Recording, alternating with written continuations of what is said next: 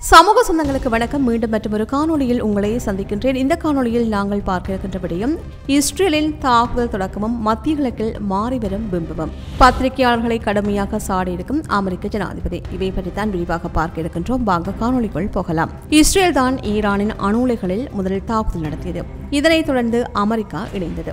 Iran பதிலடி கொடுத்தது. கட்டார் தாக்கப்பட்டது. இதனால் தற்போது பல வளைகுடா நாடுகள் தங்களை பாதுகாப்பற்ற நிலையில் உணரத் தொடங்கியுள்ளதாக நிபுணர்கள் கூறுகின்றார்கள். ஈரான் அமெரிக்காவுடன் மோதினால் வளைகுடா நாடுகளும் தானாகவே உள்ளே இழுக்கப்படுகின்றன என்று மத்திய கிழக்கு நிபுணர்கள் கூறுகின்றார்கள். அதற்கு காரணம், வளைகுடா நாடுகளில் அமெரிக்காவின் ராணுவ தளங்கள் நிறைய உள்ளன. ஈரான் அவற்றை அமெரிக்காவின் தாக்குதலுக்கான உந்துகோலாக பார்க்கின்றது.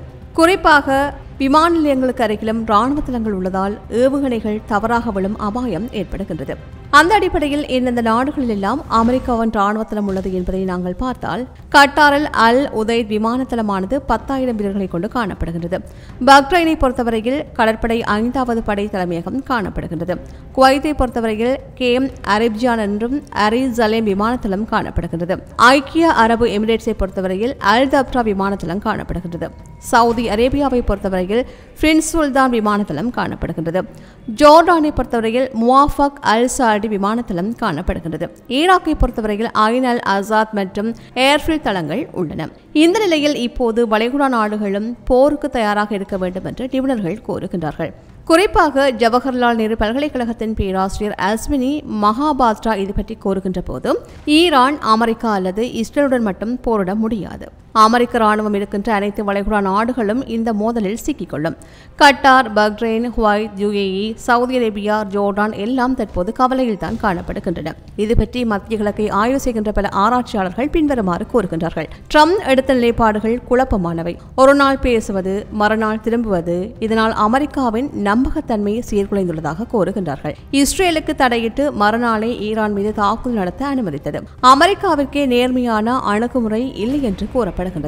இஸ்ரேல் ஈரான் மோதல் தற்போது மத்திய கிழக்கு முழுவதையும் பாதிக்கக்கூடிய ஒரு பெரிய மண்டல போராகவே மாறியிருக்கின்றது. அமெரிக்கா இருக்கும் இடமெல்லாம் ஈரானின் தாக்குதல் இலக்குகளாக மாறியிருக்கின்றன.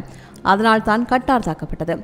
நாளை பஹ்ரைனோ UAE என்பன தாக்கப்படுவதற்கான வாய்ப்புகள் இருக்கின்றன. இது ஒரு களத்தில் தொடங்கி ஒரு பிராந்தியத்தையே அளிக்கும் நிலைக்கு மாறி வருவதாகவே நிபுணர்கள் கூறுகின்றார்கள். தற்போது போர் நிறுத்தம் அமல் இருக்கின்ற நிலையில் மிக அமைதியான முறையில் நிலவரங்கள் காணப்படுகின்றது. ஆனால் இரண்டு நாடுகள் எந்த நாடானது எல்லை மீறினால் மீண்டும் போர் உச்சநிலையை தொடும். இதன் மூலம் பாதிக்கப்படுவது மத்திய கிழக்கு நாடுகள் என்றே நிபுணர்கள் கருதுகின்றார்கள். அடுத்து மற்றொரு சர்ச்சை என்னவென்றால், அமெரிக்கா மற்றும் ஈரான் இடையே உருவான மோதல் தற்போது அமெரிக்க அரசியலில் ஊடக சுதந்திரம் தொடர்பான பல விவாதங்களை எழுப்பியுள்ளது. அமெரிக்க ஜனாதிபதி டொனால்ட் ட்ரம்ப் CNN பணியாற்றும் பெண் பத்திரிகையாளரை கடுமையாக விமர்சித்தமை அங்கு பெரும் சர்ச்சையை தோற்றுவித்திருக்கின்றது. அதாவது, இஸ்ரேல் கடந்த 13ஆம் தேதி ஈரானில் உள்ள அணு உலைகளில் தாக்குதல்களை நடத்தியது. இதனைத் தொடர்ந்து ஈரானும் பதிலடி தாக்குதல் நடத்தியது.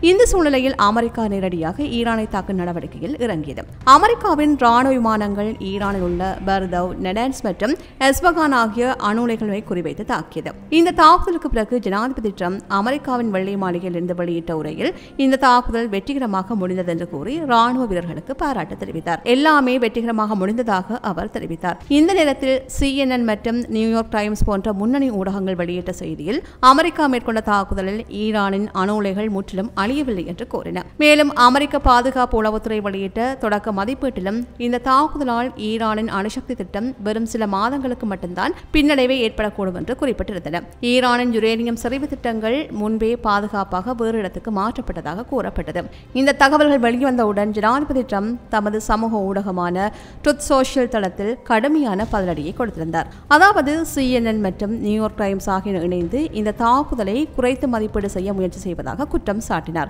இது வெற்றிகரமான ராணுவ நடவடிக்கை என்று குறிப்பிட்டார். இந்த தகவல்கள் பொய்யானது என்று தெரிவித்தார். மேலும் ஈரானின் அணு உலைகள் முற்றிலும் அழிந்து விட்டதாகவும் அதை மறைத்து பேசுவது தவறு என்றும் ட்ரம்ப் கூறினார். இந்த காலகட்டத்தில் ட்ரம்ப் CNN பணிபுரிகின்ற பெண் பத்திரிகையாளரை நேரடியாக குறிவைத்து, அவள் பத்திரிகையாளராக இருப்பதற்கான இந்த தகுதியும் இல்லை, அவள் ஒரு நாயை போல தூக்கி எறிய வேண்டும், எப்போதுமே பொய்ச் செய்தியை தான் பரப்புகின்றாள் என்று கோபமாக பதிவிட்டார். அவள் லேப்டாப்பை திறந்தவுடனேயே பொய்ச் செய்தியை உருவாக்கும் வேலையைத்தான் செய்கின்றார், உண்மையை மறைக்கும் புனைவுகள் மட்டும் வெளியிடுகின்றார் என்று தெரிவித்தார்.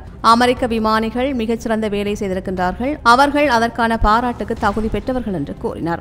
அவர்கள் மீது இழிவாக எழுதும் பத்திரிகையாளர்கள் ஊடக சுதந்திரத்தை தவறாக பயன்படுத்துகின்றார்கள் என்றும் குறிப்பிட்டிருந்தார். ட்ரம்ப் தொடர்ந்தும் தனது எதிர்ப்பு பாணியில் ஊடகங்களை குறிவைக்கும் விதமானது ஊடக சுதந்திரத்தை கேள்விக்குள்ளாக்குவதாக விமர்சனங்கள் தற்போது எழுந்திருக்கின்றன. பலர் இதனை பெண் பத்திரிகையாளருக்கு எதிரான ட்ரம்பின் கருத்தாகவே பதிலடி கொடுக்கின்றார்கள். டொனால்ட் ட்ரம்ப் தொடர்ச்சியாக ஊடகங்களை எதிர்த்து வருகின்ற நிலையில் தற்போது பெண் பத்திரிகையாளரை குறிவைத்து மிகவும் கடுமையான வார்த்தைகளை பயன்படுத்தி இருக்கின்றார். இது அமெரிக்க அரசியல் மற்றும் ஊடக சூழலில் எளிதில் ஏற்றுக்கொள்ள முடியாத ஒரு விடயமாக மாறி பெரும் பதற்றத்தை ஏற்படுத்தி இருக்கின்றது. இது எதிர்காலத்தில் ட்ரம்புக்கு எதிரான பல்வேறு கருத்துக்கள் முன்வருவதற்கான வாய்ப்புகளை ஏற்படுத்தும். அடுத்து இந்த விவகாரம் குறித்து அமெரிக்காவின் பாதுகாப்புத்துறை அமைச்சர் பீட் ஹெட்ஜெத் மற்றும் வெளியுறவுத்துறை அமைச்சர் மார்க் ரூபியோ ஆகியோர் நேட்டோ மாநாட்டில் உரையாற்றுகின்ற போது இந்த ரிப்போர்ட் உண்மைதான் என்று உறுதிப்படுத்தினார்கள். ஆனால் அந்த தகவலை ஊடகங்களுக்கு வெளியிட்டது ஒரு அரசியல் சதி என்று கடுமையாக குற்றம் சாட்டி இருக்கின்றார்கள். குறிப்பாக அமெரிக்காவின் பாதுகாப்புத்துறை அமைச்சர் இது பற்றி கூறுகின்ற போதும் இந்த அளவு மதிப்பீடு ரகசியமாக உள்ளகத்தில் பயன்படுத்தவே இருந்தது, அதை யாரோ ஒருவர் அரசியல் நோக்கத்தில் ஊடகங்களுக்கு கசியவிட்டார், இதை விசாரிக்க FBI தற்போது விசாரணைகளை நடத்தி வருவதாக கூறினார். மேலும் இந்த தாக்குதலில் பயன்படுத்தப்பட்ட வெடிகுண்டுகள் மிகப்பெரிய சேதங்களை ஏற்படுத்தியுள்ளது, அந்த இடங்கள் மிக ஆழத்தில் இருந்தாலும் அளிக்கப்பட்டது உறுதி என்று கூறினார்.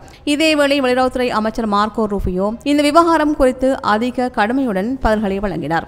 உளவுத்துறை மதிப்பீடு பற்றிய தகவலை யாரோ ஒருத்தர் ஊடகங்களுக்கு தன் விருப்பப்படி மாற்றி பேசியிருப்பது போல் உள்ளது என்று தெரிவித்தார். இதேவேளை ஈரான் முக்கிய யுரேனிய மையம் முழுமையாக அளிக்கப்பட்டது, அதை மீண்டும் கட்ட முடியுமானாலும் அந்த இடத்தில் எங்கிருக்கும் என்பது எங்களுக்கு தெரியும், மீண்டும் தொடங்கினால் நாங்கள் அதற்கு தயாராக இருக்கின்றோம் என்று கூறினார். ஈரான் மீது அமெரிக்கா நடத்திய தாக்குதல் சர்வதேச ரீதியில் முக்கிய நிகழ்வாக இருந்தாலும் அதற்கான உளவு மதிப்பீடு கசியப்பட்டது என்பதே தற்போதைய மிகப்பெரிய விவகாரமாகும். இந்த ரிப்போர்ட் உண்மைதான் என்று அமெரிக்க அமைச்சர் இருவரும் ஒப்புக்கொண்டிருக்கின்ற நிலையில் அதை யார் வெளியிட்டது, ஏன் அது அரசியல் நோக்கத்தில் செய்யப்பட்டது, CNN மற்றும் பிற ஊடகங்கள் உண்மையை மாற்றுகின்றார்களா என்ற பல கேள்விகளை எழுப்பியிருக்கின்றது.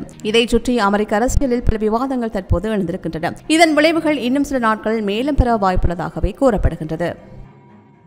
இது போன்ற பல செய்திகளை தெரிந்து கொள்ள நம்முடைய சமூக மீடியா யூடியூப் சேனலை சப்ஸ்கிரைப் செய்து அருகில் உள்ள பெல் பட்டனை கிளிக் செய்யுங்கள். மேலும் செய்திகளை உடனுக்குடன் தெரிந்து கொள்ள சமூகமீடியா.com என்ற இணையதளத்தின் வாயிலாக எங்களுடன் இணைந்திருங்கள்.